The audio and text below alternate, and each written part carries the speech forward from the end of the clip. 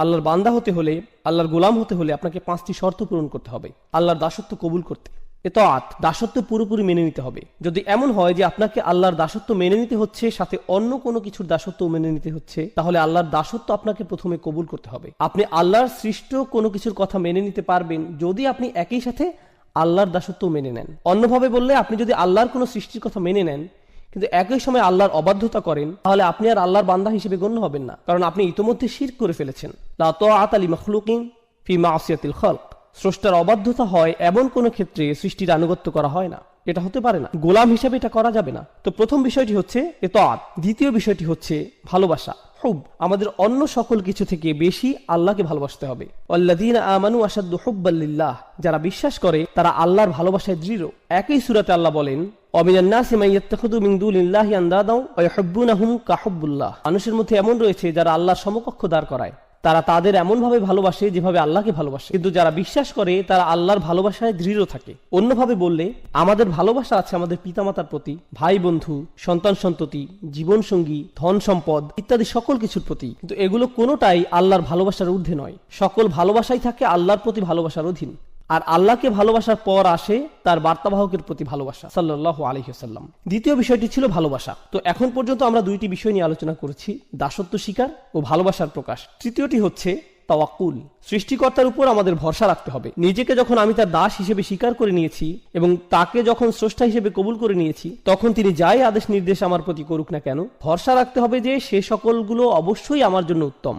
যে অবস্থাতেই তিনি আমাকে নিপতিত করুন না কেন, তার উপর ভরসা রাখতে হবে। ভরসা রাখতে হবে যে যদি আমি তার কথা মেনে নেই, তাহলে তার কোনো আদেশ আর আমার জন্য যত কঠিন হোক না কেন, সেটাই উত্তম পন্থা। ইউরিদুল্লাহু আন ইউখাফফিফা আনকুম। আল্লাহ তোমাদের জীবন সহজ করতে চান, তোমাদের বোঝা হালকা করতে চান। আমরা ভাবি যে আল্লাহর কথা মেনে নিলে জীবন কঠিন হবে, আর তার অবাধ্য হলে জীবন সহজ হয়। আমাদের অনেক সময় এমন হয় যে আমরা চিন্তা করি, আহা, সবকিছুই শুধু হারাম, এত কঠিন, ইসলাম খুবই কঠিন। আল্লাহ বলছেন, না, আমি আসলে তোমাদের ইসলাম দিয়েছি যাতে তোমাদের জীবন সহজ হয়। আর আমাদের অবশ্যই বিশ্বাস করতে হবে যে এটা সত্য। আল্লাহর উপর আমাদের ভরসা রাখতে হবে, তাওয়াক্কুল থাকতে হবে। তো আমাদের হলো দাসত্ব, ভালোবাসা এবং ভরসা। চতুর্থ বিষয়টি হচ্ছে আন্তরিকতা বা অকৃত্রিমতা। যখন আমরা কোনো কিছু করি, বিশেষ করে সেটা যদি ইবাদতের বিষয় হয়, আমাদের সেটা শুধুমাত্র আল্লাহর জন্যই করতে হবে। আপনি আল্লাহর সাথে অন্য কোনো বিষয় একত্র করতে পারবেন না।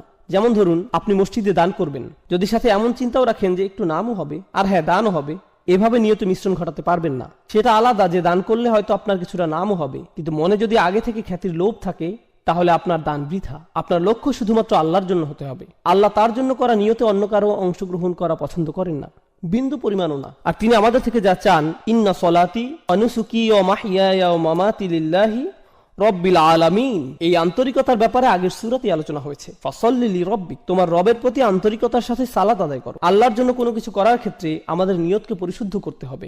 মাঝে মাঝে ধরুন, এটা যদিও একটু বাইরের আলোচনা কিন্তু গুরুত্বপূর্ণ, আমরা বিভিন্নভাবে দিনের জন্য কাজ করি। কেউ হয়তো মসজিদে সরাসরি সেবাদান করে, কেউ হয়তো মসজিদ কমিটিতে কাজ করে, কেউ হয়তো দাওয়াতি কাজ সম্পন্ন করে, কেউ ইসলামী স্কুল পরিচালনা করে, অথবা কেউ ইসলামিক ওয়েবসাইট চালাতে সহায়তা করে। যেটাই হোক, যেভাবেই হোক, আমরা দিনের জন্য করি কোনো না কোনো উপায়।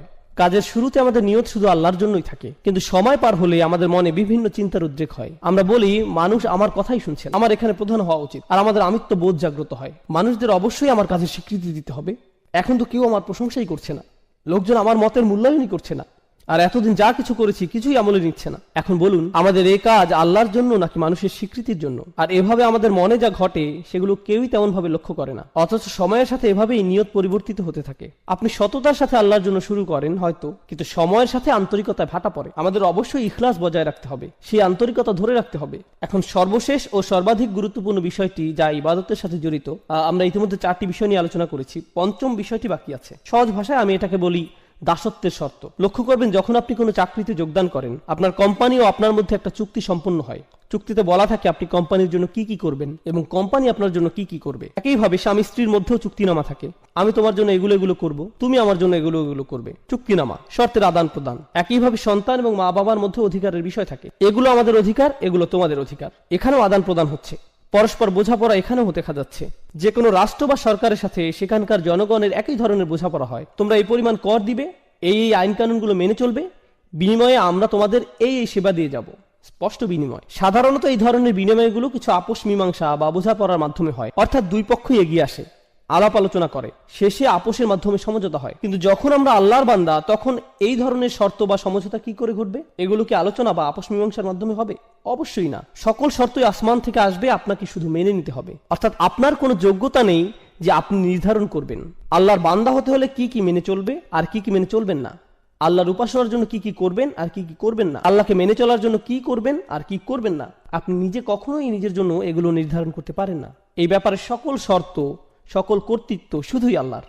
আর শুধুমাত্র এভাবেই আপনি আল্লাহর বান্দা হতে পারেন যে এসব শর্তে, এই চুক্তিতে আপনার সামান্যতম অংশও নেই। সকল শর্তই আল্লাহর, কর্তৃত্ব শুধুই আল্লাহর। এবার আসুন, কাফিররাও আল্লাহকে ডাকে, তারাও তাওয়াফ করে, সিজদাও করে, আল্লাহর নাম তারাও ভালোভাবেই স্মরণ করে, প্রায় সবকিছুই করে। কিন্তু সেই শর্তগুলো, সেই চুক্তিনামা, তারা যেটাকে আল্লাহর দাসত্ব বলে, যেটাকে তারা আল্লাহতে বিশ্বাস বলে, সেই বিশ্বাস, দাসত্বের চুক্তিনামা তারা নিজেরাই বানিয়ে নেয়। কিন্তু আল্লাহ বলছেন, তোমরা যদি নিজেদের মন মতো এই শর্তসমূহ বানিয়ে নাও, সেটা গ্রহণযোগ্য না। এগুলো শুধু তখনই গ্রহণ করা হবে যদি তা কেবল আমার পক্ষ থেকেই আসে। আর সেই শর্তসমূহ যা তার থেকে আসে, সেগুলো মূলত তাই যা নবী রাসূলগণ নিয়ে আসেন। তাই এসব শর্তাবলী, এগুলো খুবই গুরুত্বপূর্ণ।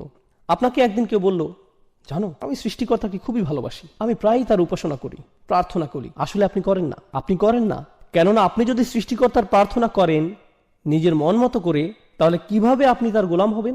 যখন আপনি সৃষ্টিকর্তার প্রার্থনা করবেন এমনভাবে, ঠিক যেমনভাবে তিনি আপনার নিকট আশা করেন, এটাকে সৃষ্টিকর্তার সঠিক উপাসনা বলা যায়। শর্তগুলোর সংজ্ঞা কেবল আল্লাহর পক্ষ থেকেই আসতে পারে। আল্লাহতে বিশ্বাসের অর্থ আসলে কি কি? আল্লাহকে মেনে চলার অর্থ কি? আল্লাহর ইবাদত করার অর্থটাই বাকি। এটি হলো প্রাথমিক আলোচনা। দাসত্বের শর্তসমূহ দুইটি বিষয়। আমি চাই আপনারা ইবাদত শব্দটার আসলে আরবিতে কি বোঝায় সেটা আগে জেনে নিন। কিংবা বলা যায় উবুদিয়্যা শব্দটি, যেটি মূলত মাজদার ব্যাকরণ অনুযায়ী, এটি মূলত দুটি বিষয়ের সমন্বয়।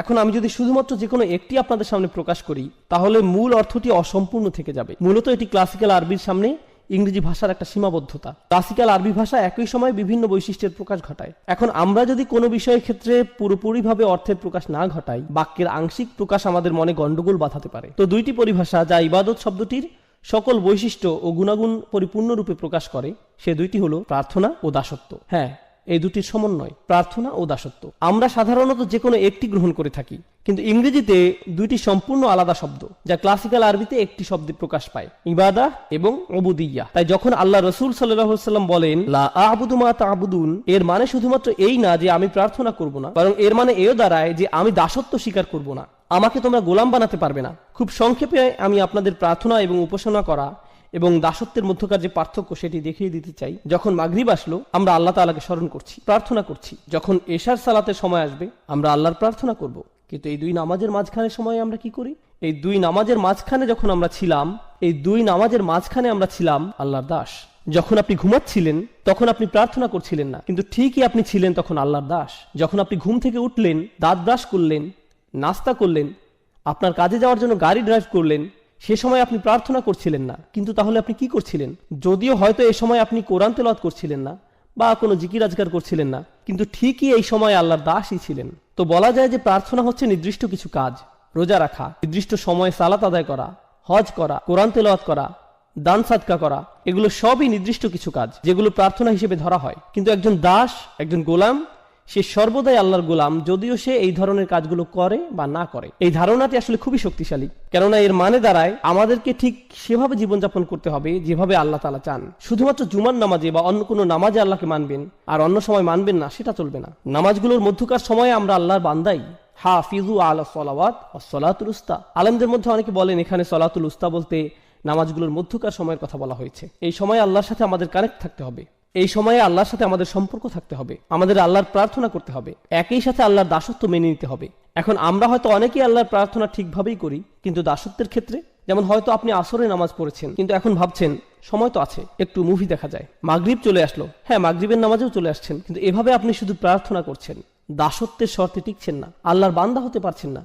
কার হয়তো একটি মদের দোকান আছে, কিন্তু সে 5 ওয়াক্ত নামাজ পড়ছে মসজিদে গিয়ে। তো এখান থেকে সহজে বোঝা যায় যে সে আল্লাহর প্রার্থনা সঠিকভাবে করছে, কিন্তু আল্লাহকে মানছে না, কোনোভাবেই সে আল্লাহর বান্দা নয়। তাই সমস্যা হয়ে যায় আমাদের এই ইংরেজি অনুবাদগুলোর কারণে। এই অনুবাদগুলো দেখে আমাদের মনে হয়, যাক, অন্তত পক্ষে আল্লাহর প্রার্থনা তো সঠিকভাবে করছি, আমার কাজ তো হয়ে গেল। না না, আপনি আল্লাহর প্রার্থনা করছেন, কিন্তু আপনি আল্লাহর বান্দা নন। প্রার্থনা করা হচ্ছে একটি অংশ, দাসত্ব হচ্ছে অপর অংশ, এবং ইবাদা এই দুইটি অংশ নিয়ে গঠিত, শুধু একটিতে হবার নয়। এখন আরবদের ব্যাপারটি লক্ষ্য করুন। আরবদের দুটি সমস্যা ছিল। প্রথমটি হচ্ছে তারা আল্লাহর প্রার্থনায় বিমুখ ছিল, তবে এর চাইতে বড় সমস্যা তারা আল্লাহর দাসত্ব মেনে নিতে রাজি ছিল না। এই সূরাটি এই দুইটি সমস্যা নিয়ে আলোচনা করছে। আমাদের এই সমস্যা দুটি স্পষ্টভাবে চিহ্নিত করে নিতে হবে। যখন তারা আল্লাহর সামনে মাথা নত করতে এবং অন্য সকল উপাস্য থেকে মুখ ফিরিয়ে নিতে অস্বীকার করে, তখন সেটা তাদের কোন সমস্যা? প্রার্থনাগত সমস্যা নাকি দাসত্বের সমস্যা? অবশ্যই এটি তাদের প্রার্থনাগত একটি সমস্যা। কিন্তু যখন তারা ইয়াতিমদের দূরে ঠেলে দেয়, যখন তারা নারী শিশুদের হত্যা করতে বিরত থাকে না, যখন তারা গরিব দুঃখীদের দিকে ফিরেও তাকায় না, যখন তারা ন্যায় বিচার থেকে নিজেদের দূরে সরিয়ে নেয়, যখন তারা বিনা অপরাধে মানুষ হত্যা করে, যখন তারা কৃতদাসদের উপর অমানবিক অত্যাচার করে, তখন তারা আসলে কিসের সাক্ষ্যদান করে? তারা মূলত আল্লাহর দাসত্বকে প্রত্যাখ্যান করে। আল্লাহর বান্দার ন্যায় জীবনযাপন তারা কোনো আগ্রহ দেখায় না। আপনি আল্লাহর বান্দা মানে আপনি আল্লাহর উপাসনা করেন এবং তার সাথে তার দাসের ন্যায় জীবনযাপন করেন, দুইটি বিষয়। এখন আয়াতটি আমরা ভালোভাবে বুঝবো। লা আ'বুদু মা তা'বুদুন, এখানে লা আ'বুদু অর্থাৎ আমি দাসত্ব করব না এবং আমি প্রার্থনা করব না যার ইবাদত তোমরা করছো। আমাদের বুঝতে হবে এই আয়াতে আল্লাহ রসুলকে বলা হয়েছে কাফিররা কিসের প্রার্থনা করত আর তারা কার দাসত্ব করত সে ব্যাপারে কথা বলতে। তো তারা কিসের প্রার্থনা করত এবং তারা কার দাস ছিল বলে মনে করেন? তারা বিভিন্ন মূর্তির, নিজেদের বানানো মেয়েকে ঈশ্বরের উপাসনা করত এবং তারা নিজেদের লোভ লালসার দাস ছিল। দুইটি বিষয়, তারা মূর্তিগুলোর পূজা করত এবং নিজেদের শাহাওয়াত, লোভ লালসার গোলাম হয়ে গিয়েছিল, নিজের নফসের পূজারী। আল্লাহ রসুল তাদেরকে বলছেন আমি তোমাদের এসব মূর্তি প্রার্থনাকে প্রত্যাখ্যান করি এবং নিজের নফসের দাসত্বকেও অগ্রাহ্য করি। এই দুটো বিষয়কেই আমি প্রত্যাখ্যান করলাম, আমি কখনো এগুলো মেনে নিব না। এই কাফিরদের চিন্তা ছিল অনেক দিন ধরে এই ঝামেলা চলছে, প্রায় 1 দশক হয়ে যাচ্ছে, আর তো ভালো লাগছে না ব্যাপারটা, কিছু একটা করা উচিত। মক্কার পরিবেশও কেমন থমথমে, মুসলিম আর কাফিরদের মধ্যে এই মারামারি কাটাকাটি আর সহ্য করা যায় না, চলো কিছুটা ছাড় দিয়ে দেখি। তাদের চিন্তা ছিল যে সমাজে এখন কিছুটা শান্তি ঐক্যের প্রয়োজন, এতে করে মক্কার পরিবেশ কিছুটা শিথিল হবে, আমাদের ভবিষ্যতের জন্য ভালো হবে। লা আ'বুদু, বেশিরভাগ ব্যাকরণবিদের মত অনুযায়ী এই আয়াতে মুদারিতে লা শব্দটির কারণে বর্তমানের চাইতে ভবিষ্যতের কথা এখানে অধিক বোঝানো হয়েছে। অর্থাৎ রাসূলুল্লাহ বলছেন তোমরা আশা করে কোনো লাভ নেই, আমি কখনোই তোমাদের আশা অনুযায়ী কাজ করব না। তোমরা যদি মনে করো ভবিষ্যতে তোমাদের হয়তো সুযোগ আছে, সময় গেলে পরিস্থিতি পাল্টাবে, আমি কখনোই এসবের প্রার্থনা করব না। এবং তোমরা যা কিছুর উপাসনা করছো এবং দাসত্ব মেনে নিয়েছো সেসবের দাসত্ব আমি কখনোই কবুল করব না, এমন কখনোই হবে না। তোমাদের মাথা থেকে এই চিন্তা দূর করে ফেলতে পারো। চলুন আমরা পরের আয়াতে যাই। ওয়ালা আনতুম আবিদুনা মা আ'বুদ, আর হ্যাঁ তোমরা কখনোই প্রার্থনাকারী তো ছিলে না, না তোমরা কখনো দাসত্ব স্বীকার করেছিলে। এখন আবিদুন শব্দটা একটা ইসম, অর্থাৎ এটি একটা বিশেষ্য। তার মানে এখানে বোঝানো হচ্ছে তোমরা অতীতে কখনোই এবং বর্তমানেও না আর ভবিষ্যতেও তোমরা কখনো কোনোভাবেই আমি যে সৃষ্টিকর্তার উপাসনা করি তার উপাসনা করবে, বা যে সৃষ্টিকর্তার দাসত্ব আমি করি তার দাসত্ব মেনে নিবে। এটা অতীতে আগে কখনোই হয়নি এবং ভবিষ্যতেও কখনো হওয়ার কোনো সুযোগ নেই। তার মানে বোঝা যাচ্ছে যে এটা শতভাগ নিশ্চিত তারা চিরন্তনভাবে এই কুফুরির উপর বিদ্যমান। এখন আপনারা যদি এই আয়াতটি ভালোভাবে বুঝে নিতে চান, কেন আল্লাহ বললেন যে তারা তাদের কুফুরির উপরই বিদ্যমান থাকবে, কেন তারা কখনোই মানবে না? কুরাইশদের এই নির্দিষ্ট কিছু নেতাদের কেন আল্লাহ এভাবে অভিশপ্ত করলেন, সেটার উত্তরটি কোরআনের অন্য এক স্থানে আমরা পাই। আল্লাহ বলেন আম আবরামু আমরান ফা ইন্না মুবরিমুন। খুবই গুরুত্বপূর্ণ একটি আয়াত। এই আয়াতটি বোঝার জন্য আপনাদের খুবই গুরুত্বপূর্ণ একটা শব্দ সম্পর্কে ধারণা নিতে হবে। আরবি শব্দটি হচ্ছে ইব্রম। ইব্রম এই শব্দের অর্থ হয় কোন স্থাপনার জন্য দড়ি বাঁধা। আপনারা নিশ্চয়ই জানেন আগেরকার দিনে আমাদের কাছে সিমেন্ট ছিল না, সিমেন্ট বলতে কিছুই ছিল না। তো এখন আপনার কাছে 2 টুকরো কাঠ আছে, আপনি সেগুলো কিভাবে জোড়া লাগাবেন? বেঁধে নেওয়া ছাড়া আর কোনো উপায় নেই। আপনি কোনো দুর্বল বা পাতলা কোনো দড়ি অবশ্যই নেবেন না, আপনি দ্বিগুণ মোটা করে একটি দড়ি নিতে হবে, সেটা ঘুরিয়ে পেঁচিয়ে শক্ত করে নিতে হবে। আর সেটা কেবল একবার বাঁধলেই হবে না, একের অধিক গিট দিতে হবে। অর্থাৎ প্রক্রিয়াটি প্রত্যেক ধাপেই দ্বিগুণ, দ্বিগুণ, ত্রিগুণ এভাবে করে করে পদক্ষেপ নেওয়া হচ্ছে, যাতে নিশ্চিত থাকা যায় যে দড়িটি কখনোই ছিঁড়বে না। আর আল্লাহ তাআলা এখানেই এই শব্দটি ব্যবহার করছেন কাফেররা তাদের কুফরের উপর স্থির থাকতে ঠিক কতটা প্রতিজ্ঞাবদ্ধ সেটা বোঝাতে। আম আবরামু আমরান, তারা কি তাদের এই সিদ্ধান্তের ক্ষেত্রে দড়িতে গিট লাগার ন্যায় প্রতিজ্ঞাবদ্ধ হয়ে গিয়েছে? তারা কি তাদের সিদ্ধান্তে এতটাই দৃঢ় যে তারা কখনোই আর ফেরত আসতে চায় না? কেননা আপনি যদি একবার এই দড়িতে গিট লাগিয়ে দেন, তার মানে বোঝা যাচ্ছে যে আপনার ইচ্ছা আর কখনো ফেরত না আসা। বিষয়টা জুতার ফিতার ন্যায় সহজ নয় যে কিছুক্ষণ পর আপনি আবার খুলে ফেলবেন। আল্লাহ বলছেন তারা এতটাই নিশ্চিত যে তাদের কুফরির এই সিদ্ধান্তে তারা আর কখনোই ফেরত আসতে চায় না। বিষয়টি কেমন? যদি এমনই হয় ফা ইন্না মুবরিমুন, তাহলে আমরাও আমাদের দড়ি বেঁধে দিচ্ছি। যদি তারা এতটাই নিশ্চিত থাকে তাহলে আমরাও নিশ্চিত যে আমরা তাদেরকে কুফরির উপরই প্রতিষ্ঠিত রাখবো। আর দেখুন আল্লাহ যখন তাদের দড়ির কথা উল্লেখ করছেন তখন ফিল বা ক্রিয়া ব্যবহার করছেন, আবরামু ফাইলে মাদি বা অতীতকালের ক্রিয়া। কিন্তু আল্লাহ যখন নিজের দড়ির কথা বলছেন তখন তিনি বিশেষ্যর ব্যবহার করছেন। আপনারা জানেন এমন ক্ষেত্রে ক্রিয়া এবং বিশেষ্যের মধ্যে তফাৎ কেমন হয়? ক্রিয়া ক্ষণস্থায়ী কিন্তু বিশেষ্য চিরস্থায়ী। অর্থাৎ তারা আজ যতই নিশ্চিত থাকুক যে তারা সেই দড়ির গিট খুলবেই না এবং ঈমান আনবে না, বিচার দিবসে যখন তারা নিজেদের কর্মফলের সম্মুখীন হবে, আপনারা জানেন কি হবে, তাই না? রুবামা ইয়াউদ্দুল্লাযীনা কাফারু লাউ কানু মুসলিমিন। হয়তো অবিশ্বাসীরা চাইবে সেদিন মুসলিম হতে, তারা চাইবে তাদের সেই গিট, সেই দড়ি যাতে কোনো মতে একটু খোলা হয়, কিন্তু অনেক দেরি হয়ে গেছে, অনেক সময় চলে গিয়েছে। তাই আল্লাহ বলছেন ফা ইন্না মুবরিমুন, আমার বাঁধন তো চিরদিনের জন্য। বিশেষের ব্যবহার হয়েছে এখানে, অর্থাৎ সমাপ্তি ঘটে গেছে, শেষ। আর কাফিরদের ক্ষেত্রে বলা হচ্ছিল সংশয় আকারে, তারা কি আসলে এভাবে দড়িতে গিট লাগাতে যাচ্ছে? সত্য কি? কিন্তু এখানে কোনো সংশয় নেই, এটাই সত্য। আল্লাহ বলছেন আল কাফিরুন, তাহলেই এটাই হবে। অন্যভাবে বললে তারা তাদের সিদ্ধান্ত স্থির করে ফেলেছিল, তাই আল্লাহ তাআলাও তার সিদ্ধান্ত নিয়েছেন। অবাক হওয়ার কিছু নেই। তোমরা কখনোই সেই সত্তার প্রার্থনা করনি যার প্রার্থনা আমি করেছি। মনে করো না যে আমার নবুয়তের পূর্বে তোমাদের আর আমার বিশ্বাস একই ছিল। না না না, কখনোই না। ওয়ালা আনতুম আবিদুন, তোমরা কখনোই করনি, কখনোই সঠিকভাবে প্রার্থনা করনি, আগেও কখনো করনি, ভবিষ্যতেও কখনো করবে না। যার দাসত্ব আমি এখন করছি তোমরা তা মেনে নিবে না। আবুদ এই শব্দটি রাসূলের জন্য বর্তমানকালে ব্যবহৃত হয়েছে, খুবই চমৎকার প্রয়োগ। এই শব্দটি বর্তমানকালে ব্যবহৃত হলে কি বোঝায় জানেন? তিনি তার অতীত বোঝাননি, তিনি শুধুমাত্র তার ভবিষ্যৎ নিয়ে বলেছেন। আর এটি খুবই চমৎকার কেন জানেন? কারণ তিনি কখনোই শিরক করেননি। রাসূলুল্লাহ সাল্লাল্লাহু আলাইহি ওয়াসাল্লাম কখনোই শিরক করেননি, সেটা আমরা জানি। কিন্তু সত্যিকার অর্থেই তিনি আল্লাহর বান্দা তখন হলেন যখন আল্লাহর পক্ষ থেকে তার নিকট ওহী আসা শুরু হলো। তিনি সত্য খুঁজে ফিরছিলেন, সর্বক্ষণ চিন্তায় পেরেশানিতে মগ্ন ছিলেন। ওয়াজাদাকা দাল্লান ফাহাদা, আমরা তোমাকে অন্বেষণ করতে দেখেছি এবং পথ প্রদর্শন করেছি। কিসের পথ দেখানোর কথা বলা হচ্ছে? দাসত্ব কবুলের পথ। হেদায়েত ও দাসত্ব একই পথের পথিক। ইয়াকা না'বুদু ওয়া ইয়াকা নাস্তাঈন, তারপরেই কি আসছে? ইহদিনা, অর্থাৎ হেদায়েত। তো রাসূল সাল্লাল্লাহু আলাইহি সাল্লাম বলছেন, এখন আমি সত্যিকার অর্থে দাসত্ব খুঁজে পেয়েছি। তবে তার মানে এই না যে তোমরা মনে করবে পূর্বে আমি তোমাদের ধর্মবিশ্বাসী ছিলাম। না না, সেটা কখনোই ঘটেনি। তাই তোমাদের এ ব্যাপারে বিভ্রান্ত হওয়া উচিত নয়। আর এখানে খুবই শক্তিশালী শিক্ষা যেটা পাওয়া যায় সেটা হচ্ছে, যদি তোমরা জানো যে আমি কখনোই তোমাদের বিশ্বাস গ্রহণ করব না এবং আমিও জানি যে তোমরা আমার বিশ্বাস কখনো গ্রহণ করবে না, তার মানে এখান থেকে সহজেই বোঝা যায় যে আমাদের রাস্তা ভিন্ন। তাই বলা যায় এই দুইটি আয়াত এখানে ভবিষ্যৎ নিয়ে আলোচনা করছে। হ্যাঁ, অতীতের তুলনায় এখানে ভবিষ্যতের দিকে ফোকাস করা হচ্ছে। আমি কোনো কিছু ছাড় দিব না এবং তোমরাও কোনো কিছুতেই ছাড় দিবে না বলে মনে হচ্ছে। আল্লাহর উপাসনা তোমরা করবে না এবং তার দাসত্ব তোমরা মানবে না। ওয়ালা আনা আবিদুম মা আবাদতুম। এখন আমরা অতীতে ফিরে যাচ্ছি। আগের দুইটি আয়াত ছিল ভবিষ্যতের জন্য, এখনকার দুটি আয়াত অতীতের জন্য। ওয়ালা আনা আবিদুন, আমি কোনো প্রার্থনাকারী নই, অর্থাৎ আমি কখনোই দাসত্ব স্বীকার করিনি। মা আবাদতুম, যার উপাসনা তোমরা করছো। ভেবো না যে তোমাদের প্রভুই আমার প্রভু, আর এভাবে ভেবো না যে আমার প্রভু তোমাদের প্রভু।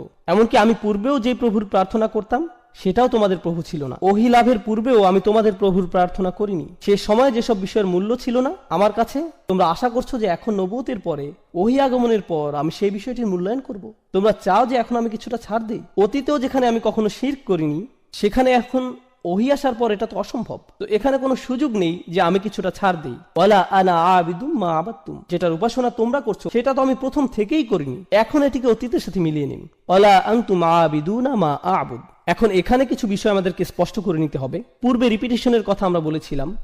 প্রথম ওয়ালা আনতুম আবিদুনা মা আবুদ ছিল ভবিষ্যতের জন্য, কিন্তু দ্বিতীয়বার যখন বলা হলো এটি অতীতের জন্য। একটি ছিল এক বিষয়ে ছাড় দেওয়ার জন্য এবং অপরটি অপর বিষয়ে ছাড় দেওয়ার জন্য। এই আয়াতটি পুনরায় আসার কারণ আমরা ইতিমধ্যে বুঝে নিয়েছি। তৃতীয় আরেকটি উপায় যেভাবে আয়াতটির পুনরাবৃত্তির কারণ বোঝা যায়, যখন আপনি কোথাও যান আর কারো বিরুদ্ধে শত্রুতা পোষণ করেন, আপনি তখন খুবই কঠিন ভাষা ব্যবহার করেন আর কারোর সাথে কঠোর আচরণের জন্য একই ধরনের কিছু কথা বারবার বলার প্রয়োজন হয়। ঘৃণা করি, আমি তোমাকে ঘৃণা করি, মেরে ফেলবো, আমি তোমাকে মেরে ফেলবো। একই কথা পুনরায় বলে আপনি কি বোঝাতে চাচ্ছেন? এখান থেকে আপনার রাগান্বিত অবস্থায় স্পষ্ট হয়। এখান থেকে বোঝা যায়, শুনেছো আমার কথা, বুঝেছো, আমি কোথাও যাচ্ছি না, আজ শেষ করেই ছাড়বো। এভাবে পুনঃ পুনঃ বলা এটি রাসূলের বলার ভঙ্গি। আল্লাহ রাসূলকে শিখিয়ে দিচ্ছেন যে তাদের বুঝে দাও, ভালোভাবে আলোচনা করে নাও, তারা সঠিক অর্থে যেন বুঝে নেয়। যদি তারা প্রথমবার না বুঝে তাদেরকে আবার বলো। এটি মূলত খুবই কঠিনভাবে বলার একটি মাধ্যম। ওয়ালা আনতুম আবিদুনা মা আবুদ। এখন এখানে মা শব্দটি খুবই গুরুত্বপূর্ণ। আল্লাহ এখানে বলেননি ওয়ালা আনতুম আবিদুনা মান আবুদ, আর তুমি তার উপাসনা করো না যার উপাসনা আমি করি। আয়াতে বলেননি আমি যার উপাসনা করি, বরং বলেছেন আমি যেসবের উপাসনা করি। কিন্তু মা শব্দটি আমরা জানি প্রাণীবাচক শব্দের ক্ষেত্রে ব্যবহৃত হয় না, এটি ব্যবহৃত হয় অপ্রাণীবাচক শব্দের ক্ষেত্রে, মান শব্দের ব্যবহার হয়ে থাকে প্রাণীবাচক শব্দের ক্ষেত্রে। তাই এই বর্ণনা কিছুটা বিভ্রান্তির সৃষ্টি করে। কিভাবে আমি যার উপাসনা করি বলার পরিবর্তে আমি যেসবের উপাসনা করি বলা সম্ভব? এখন আমি উপাসনা বা প্রার্থনা শব্দটি সাধারণ অর্থে ব্যবহার করছি। আপনারা এখন উপাসনা ও দাসত্ব আলাদাভাবে কোনটা কি বোঝায় জানেন, কিন্তু আমি এখানে সাধারণ অর্থে ব্যবহার করছি। আল্লাহ তার রাসূলকে আমি যার প্রার্থনা করি বলতে না বলে দুইবার আমি যেসবের প্রার্থনা করি বলতে বললেন। এখানে এই মা শব্দটি, যেটি দ্বারা আয়াতে যেসবের অর্থ করা হয়েছে, এটি আরবি ব্যাকরণ অনুযায়ী মা মাসদারিয়া হতে পারে। একভাবে চিন্তা করলে এরূপ ধরা যায়। তাহলে অর্থ হবে যে প্রার্থনা আমি করি, মা আবুদের অর্থ হয় ইবাদাতি আবুদু, অর্থাৎ আমি যেমন প্রার্থনা করি তেমন তোমরা কখনোই করবে না। মা শব্দটি দ্বারা এক হিসাবে এমনটাই বোঝাচ্ছে যে ধরনের যে প্রকৃতির উপাসনা আমি সৃষ্টিকর্তার করি তোমরা তা কখনোই করবে না। সৃষ্টিকর্তার একজন দাস হওয়া, প্রার্থনাকারী হওয়া, এটি আমার নিকট যে অর্থ বহন করে তা তোমাদের নিকট কখনোই একই অর্থ বহন করে না। তোমাদের আর আমার চিন্তাভাবনা সম্পূর্ণ ভিন্ন। মা শব্দটির এটি একটি ব্যাখ্যা। দ্বিতীয় যে ব্যাখ্যা মা শব্দটির করা যায়, যদি এটাকে ইসমে তাজ্জুব মৌসুলা, কি অসাধারণ সৃষ্টিকর্তার উপাসনা আমি করি আর কি জঘন্য মিথ্যাচারের উপাসনা তোমরা করো। যখন মা বা কি শব্দটি আল্লাহর ক্ষেত্রে ব্যবহার করছেন, দুটি বিষয় হতে পারে। বিষয়টি সহজ করে বোঝাতে চলুন আমরা কে এবং কি এর মধ্যকার পার্থক্যটা দেখি। যখন আপনি কে দ্বারা কোনো প্রশ্ন করছেন, আপনি বিশেষ কোনো ব্যক্তির খোঁজ করছেন। আর যখন আপনি কি দ্বারা কোনো প্রশ্ন করছেন, আপনি বিশেষ কোনো গুণ বা বৈশিষ্ট্যের খোঁজ করছেন। যখন আপনি জিজ্ঞেস করেন এই ব্যক্তিটি কে, পাশের কেউ জবাব দেয় সে আব্দুল করিম, এ শরীফ ও আহমদ। কিন্তু যখন আপনি জিজ্ঞেস করেন এই ব্যক্তিটি কি, সে একজন অ্যাকাউন্টেন্ট, একজন ডাক্তার, সে একজন ভালো মানুষ ইত্যাদি। ঠিক, অর্থাৎ যখন আপনি বলছেন কে, ও হ্যাঁ অ্যাকাউন্টেন্টরা ভালো মানুষ নাও হতে পারে, আমি আসলে জানি না, যাই হোক, কে দ্বারা যখন আপনি প্রশ্ন করছেন তখন কোনো ব্যক্তিকে খুঁজছেন। আর কি দ্বারা প্রশ্ন করলে তার গুণ খোঁজা হচ্ছে। বুঝতে পারছেন নিশ্চয়ই? যখন মা দ্বারা প্রশ্ন করা হয় তখন কিসের সম্পর্কে জিজ্ঞেস করা হচ্ছে বলুন? ব্যক্তি নাকি বৈশিষ্ট্য? হ্যাঁ, অবশ্যই বৈশিষ্ট্যের ব্যাপারে। কত অসাধারণ সৃষ্টিকর্তার প্রার্থনা আমি করি, যার উপাসনা আমি করি, তিনি সত্য, তিনি সত্য স্রষ্টা, অর্থাৎ স্রষ্টার বৈশিষ্ট্যের দিকে ইঙ্গিত করা হয়েছে। আর যখন মা শব্দটি তাদের জন্য ব্যবহৃত হচ্ছে, অলা আনা আবিদু মা আবাদতুম, মা আবাদতুম, কি জঘন্য মিথ্যার অনুসরণ তোমরা করছো। দেখো তোমরা যাদের অনুসরণ করছো তাদের প্রকৃতি একটু দেখো, আর আমি যারা অনুসরণ করছি তার প্রকৃতি একটু দেখো। মা শব্দটি এখানে এই কাজই করছে। দারুণ।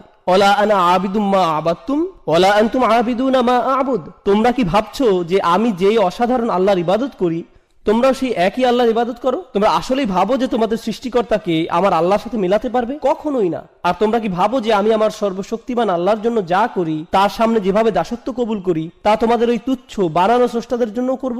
কখনোই না। আর এই বর্ণনাগুলোতে দুইটি পক্ষের ব্যবধান অসীম পর্যায়ে বৃদ্ধি করা হয়েছে মা শব্দটির ব্যবহারের মাধ্যমে। সেই মা হিয়া, স্রষ্টার সেই প্রকৃতি যার প্রার্থনা আল্লাহ রসুল করেন।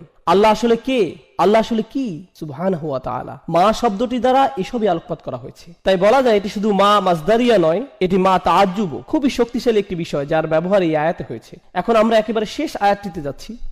এখানে আমরা অবিশ্বাস্য ধরনের চমৎকার একটি বিষয় জানতে পারবো ইনশাআল্লাহ। লাকুম দীনুকুম ওয়ালিয়া দীন। সম্ভবত এটি আমাদের সময় কোরআনের সবচাইতে ভুলভাবে ব্যাখ্যাকৃত আয়াতগুলোর মধ্যে একটি। সাধারণভাবে আয়াতের অর্থ করা হয় তোমাদের দিন তোমাদের থাকুক, আমার দিন আমার। প্রথমে এখানে লাকুম শব্দটি আগে ব্যবহৃত হয়েছে ইখতিসাস, অর্থাৎ জার ওয়া মাজরুর মুকদ্দম।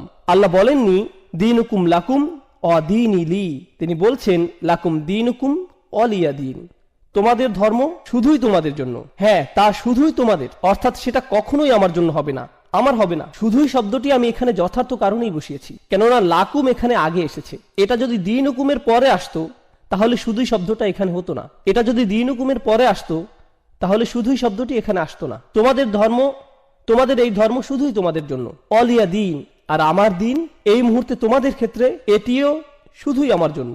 অর্থাৎ তোমাদের ও আমার মধ্যে কখনোই আর কোনো কিছুর বিনিময় সম্ভব নয়, বিনিময়ের সময় শেষ। অন্যভাবে বললে আমি এই শহর ছেড়ে যাচ্ছি। এই আয়াতগুলো মূলত রাসূলের হিজরতের পূর্বাভাস, কেননা কোনো জায়গায় যখন দাওয়ার আর কোনো কারণ অবশিষ্ট থাকে না তখন হিজরত অবশ্যম্ভাবী। কারণ রাসূলের মক্কাতে থাকার কারণ একটাই, দাওয়া। কিন্তু রাসূল নিজেই যদি বলেন যে দরজা বন্ধ হয়ে গেছে তাহলে স্পষ্ট হয়ে যায় যে তিনি নিজের নাগরিকত্ব পরিত্যাগ করছেন, যেমনটা আমরা বললাম। আর হ্যাঁ, যখন রাসূলের পক্ষ থেকে এই ধরনের শব্দ আসছে তখন তাদের ক্রোধ কি আরো বাড়ছে নাকি বাড়ছে না? অবশ্যই বাড়ছে। এই ধরনের শব্দ কোরআনের অন্য জায়গাতেও দেখা যায়। কুল ইয়া কওমি আমালু আলা মাকানাতিকুম, তাদের বলুন আমার জাতির মানুষেরা তোমাদের জায়গা থেকে তোমাদের যা মন চায় করো, তোমাদের অবস্থায় থেকে যা করতে পারো করে ফেলো। ইন্নী আমালু, আমিও কাজ করছি, আমার যা করার আমিও করে যাচ্ছি। দিন শব্দটি আরবিতে এই শব্দটি দাইন শব্দ থেকে আসে। দাইন শব্দের অর্থ ধার বা ঋণ, কোনো কিছু যার নির্দিষ্ট পরিমাণ আপনি কারো কাছ থেকে পান বা যা আপনার থেকে কেউ পায়। দিন শব্দটি আরবিতে শাসনতন্ত্র বা সরকারও বোঝায়, কেননা সরকার সাধারণ মানুষকে তাদের পাওনা দিয়ে থাকে এবং সাধারণ মানুষ থেকে নিজেদের পাওনা নিয়ে থাকে। সূক্ষ্ম বিনিময় যা সরকার ও কোনো দেশের মানুষের মাঝে ঘটে। দিনের জন্য কোনো না কোনো কর্তৃপক্ষ থাকা জরুরি। একইভাবে বিচার দিবসে যখন মানুষ ঠিক তাই পাবে যা তাদের প্রাপ্য, ঠিক তাই দিবে যা তাদের থেকে পাওনা, এই দিনকেও ইয়াউম আদ-দ্বীন বলা হয়েছে। মালিকি ইয়াউমিদ্দিন লাকুম দীনুকুম ওয়ালিয়া দীন এর একটি অর্থ হয় তোমরা যথার্থভাবে ঠিক তাই পাবে যা তোমাদের প্রাপ্য। তোমাদের বিচার শুধুমাত্র তোমাদের জন্যই হবে, আর আমার বিচার ও আমার উপরেই হবে। আর তোমাদের আজকের এই কুফরের পরিণতি কি সেদিন বিচার দিবসে তোমরা জানতে পারবে। এখানে দিন শব্দের দ্বারা এই অর্থটিও বোঝানো হচ্ছে লাকুম দীনুকুম ওয়ালিয়া দীন, তোমাদের বিচার তোমাদের জন্য আর আমার বিচার আমার জন্য। সুবহানাল্লাহ। এগিয়ে যাও, সরাসরি চ্যালেঞ্জ। জাহান্নামের আগুন এই মুহূর্তে শুধুই তোমাদের জন্য। তোমরা যারা কুফরের উপর পুরোপুরি স্থির হয়ে আছো, তোমাদের জন্য সেদিন থাকছে বিশেষ বিচার, আর নবী হিসাবে আমার জন্য থাকবে বিশেষ ফয়সালা। দেখা যাক শেষ পর্যন্ত জয় কাদের হয়। উন্মুক্ত চ্যালেঞ্জ। আরেকটি বিষয় যা আমি চলে যাওয়ার পূর্বে আপনাদের জানাতে চাই, লাকুম দীনুকুম ওয়ালিয়া দীন, অনেকেই এই আয়াতটির ভুল ব্যাখ্যা করেছেন এভাবে যে রাসূলুল্লাহ সাল্লাল্লাহু আলাইহি সাল্লামের কিছু যায় আসে না যদি তারা শিরক করে, তোমরা তোমাদের মতো থাকো, আমরা আমাদের মতো থাকি। এটি আসলে আয়াতের একটি ভুল ব্যাখ্যা এবং ভুল বুঝ। জি হ্যাঁ, একেবারেই ভুল অর্থ করে নেয়া। এই আয়াতটি কখন নাজিল হয়েছিল? প্রায় 1 দশক দাওয়াত দেওয়ার পরে এই আয়াতটি নাজিল হয়। এরপর তাদেরকে বলা হলো তোমাদের যা করার তোমরা করতে থাকো আর আমি আমার কাজ করতে থাকবো। আর এখন আমরা আর শব্দ দ্বারা সংঘর্ষে যাব না, এখন সংঘর্ষ হবে তরবারি দ্বারা। অর্থাৎ অন্যভাবে বললে এই আয়াতটি সেসব লড়াই বা যুদ্ধের পূর্বাভাস যেগুলো সামনের দিনগুলোতে আসছে। এই লাকুম দীনুকুম ওয়ালিয়া দীন আয়াতে বলতে পারেন কেন আয়াতের শব্দগুলোতে সংঘর্ষের পূর্বাভাস পাওয়া যায়? কারণ এই মুশরিকরা তাদের মূর্তিগুলোকে কোথায় রাখছে? তারা এগুলোকে রাখছে বাইতুল হারামে।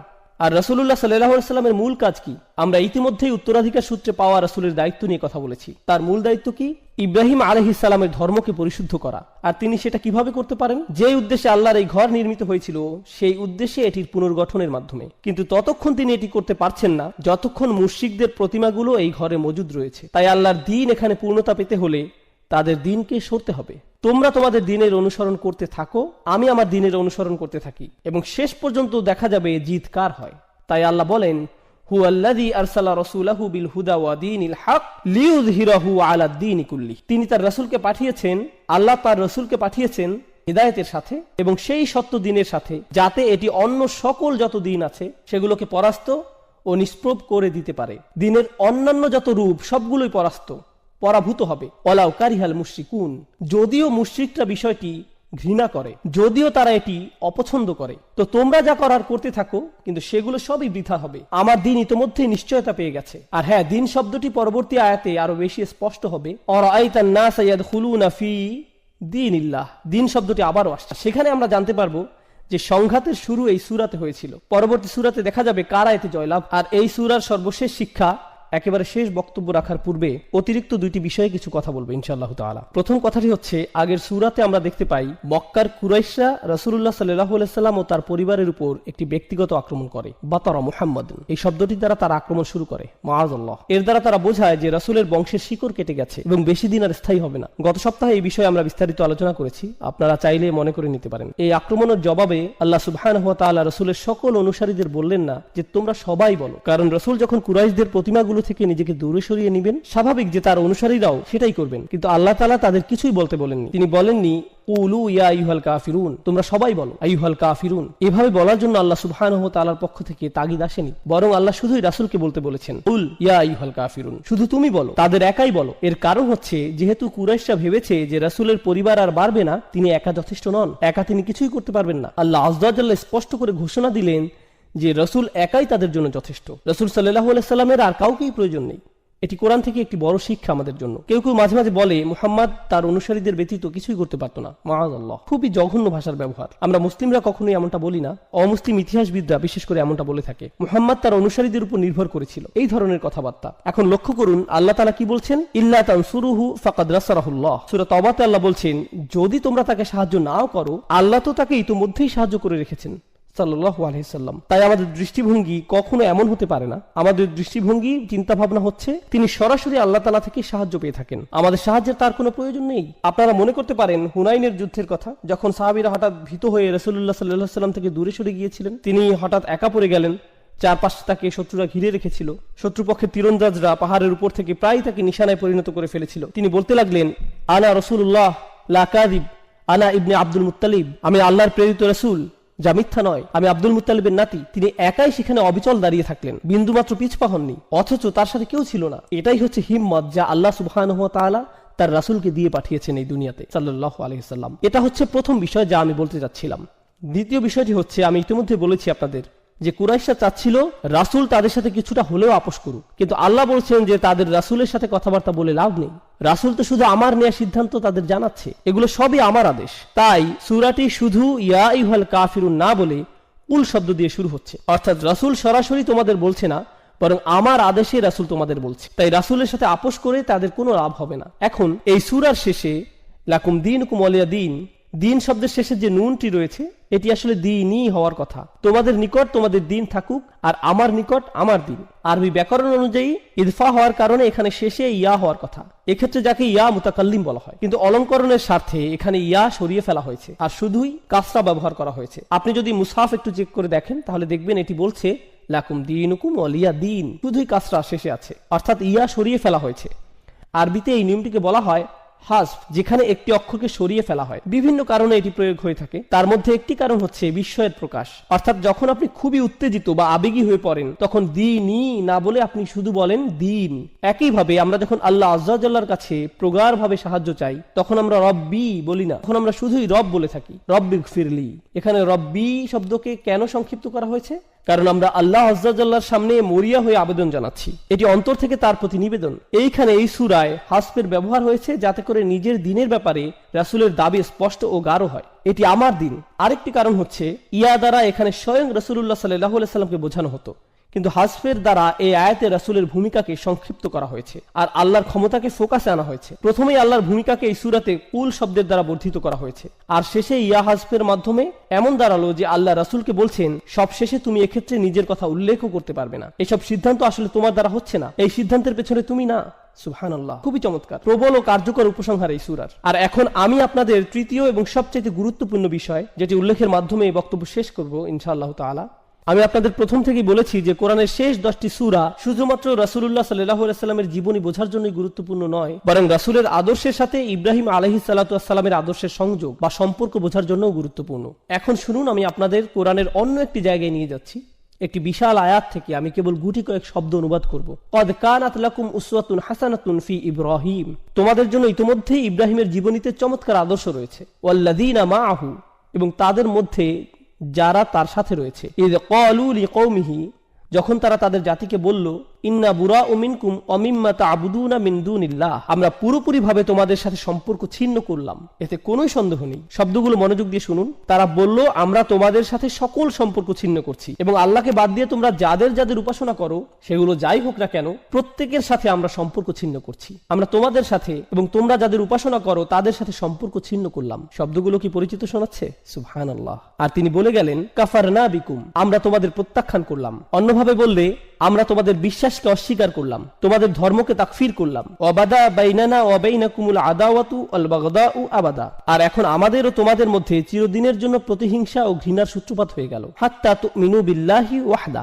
যতক্ষণ না তোমরা আল্লাহতে বিশ্বাস করছো যিনি এক ও অদ্বিতীয়। সুবহানাল্লাহ। আয়াতের শেষ অংশে ইব্রাহিম তার পিতার জন্য দোয়া করছেন আলাইহিস সালাম, যার মধ্য দিয়ে আয়াতটি শেষ হয়। কিন্তু আয়াতটির দিকে ভালো করে লক্ষ্য করুন, এটি কি প্রায় সূরাতুল কাফিরুনের অর্থের মতোই নয়? যেভাবে রাসূলুল্লাহ কুরাইশদের সাথে মোকাবেলা করছেন, তিনি তাদের সাথে বিরোধপূর্ণ কথাবার্তার মধ্যেও ইব্রাহিম আলাইহিস সালামের আদর্শের পুনরাবৃত্তি করছেন। শুধুমাত্র ফাসল্লি লিরাব্বিকা ওয়ানহার এর মধ্যেই নয়। সুবহানাল্লাহ, কত সুন্দরভাবে আল্লাহ তাআলা কোরআনের শিক্ষাগুলোকে সংযুক্ত করেছেন। ওয়াকাযালিকা নুফাসসিলুল আয়াহ, আর এভাবেই আমরা আয়াতগুলোকে ব্যাখ্যা করে থাকি।